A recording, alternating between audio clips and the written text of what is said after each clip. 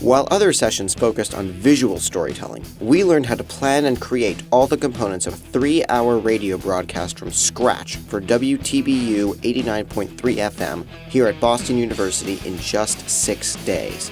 First, we had to brainstorm and come up with a specific format for our broadcast, and then we built on the original premise.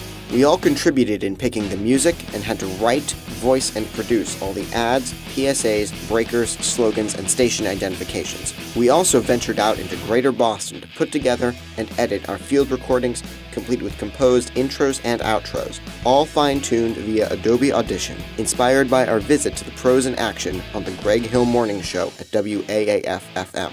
On broadcast day, all the components were completed and entered into our program log, and we went live on air as well as streaming worldwide as Throwback Radio WTBU 89.3 FM and online at WTBUradio.org.